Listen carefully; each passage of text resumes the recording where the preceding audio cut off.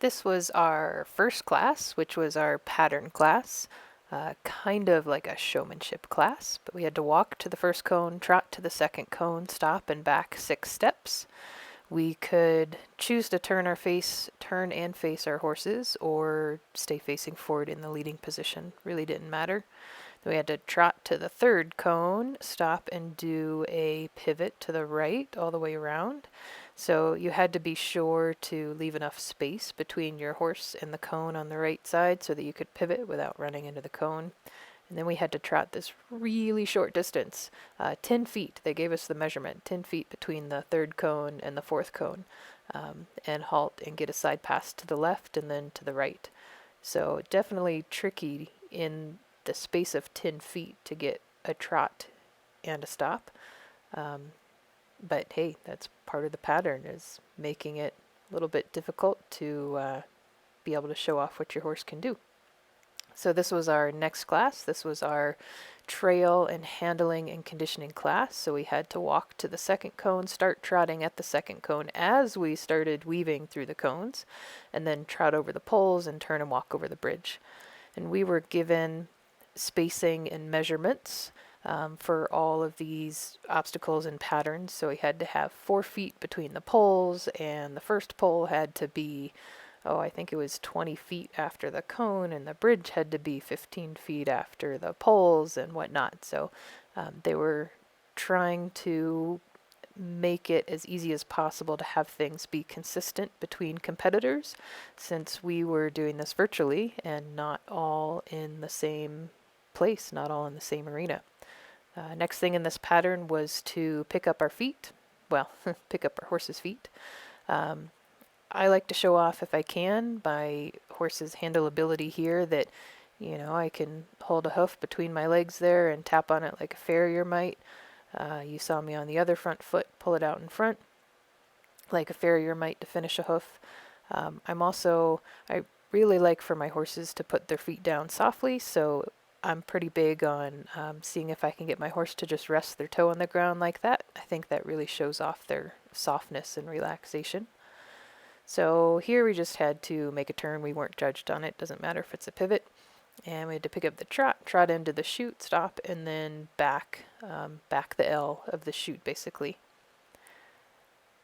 And when I'm backing an L with a horse, I actually think this is one of the harder maneuvers to do extremely well.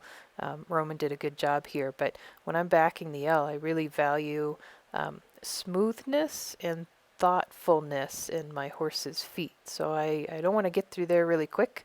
I want to be able to go slow enough that my horse can just think about every foot placement, and that I can communicate to them through the lead rope if I need to about foot placement to help them get through there successfully without touching the poles.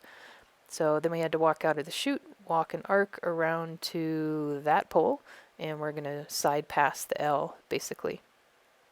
It did not specify if we had to be on the left or right side of our horse, but I think it shows a greater degree of difficulty to have your horse side pass towards you.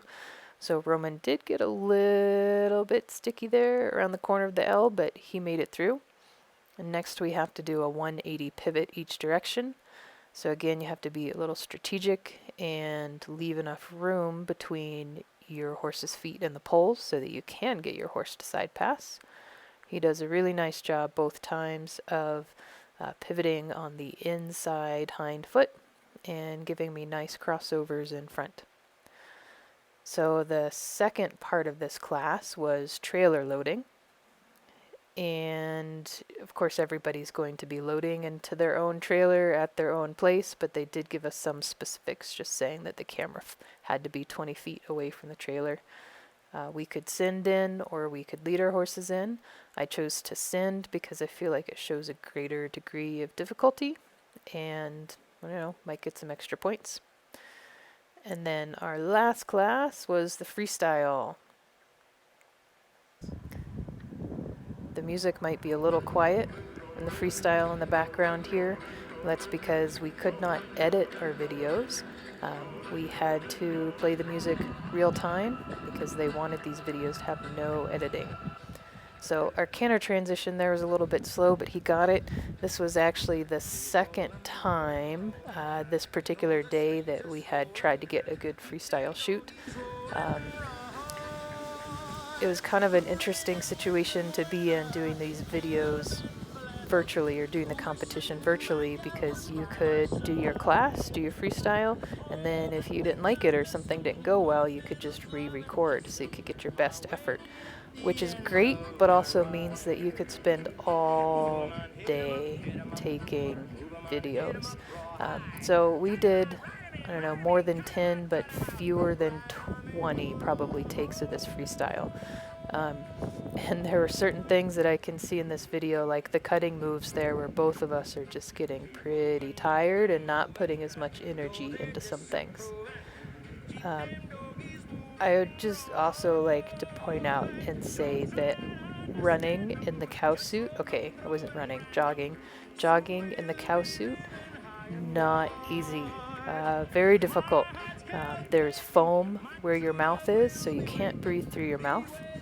He's doing a really nice trot leg yield there, by the way. I was kind of proud of that particular one.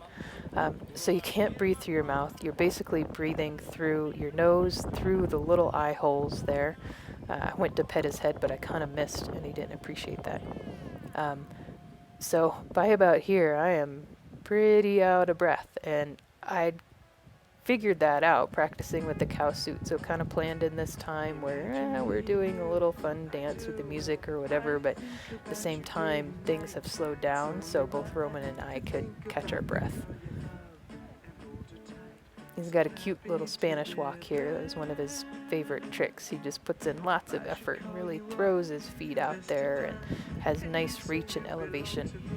Here I'm walking really slow up onto the pedestal, partly because I can't see, so I have to look down and move slow so I don't trip over it, but also partly because Roman would start to anticipate his canter transition around the pedestal. So if I didn't go really slow, he would start to canter too early. So I had to be careful to just slow things down to help prevent that canter anticipation.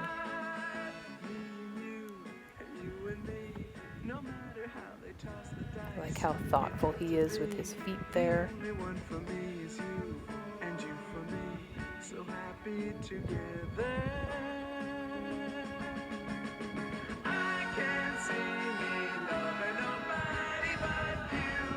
And then here, when I go to pick up the rope, you can kind of see that I can't quite see it. I miss it at first, and then I get it.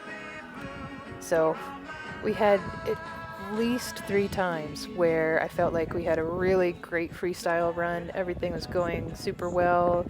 It was going to be, our final take, and then we'd get to the chair, and he would take too long to sit, and we would go over time because we only had 3.5 minutes. Or he would sit fast, but he'd go off to the side and hit the arms on the chair or something like that. So I was so happy when we had a decent freestyle round and got there and he actually sat in time.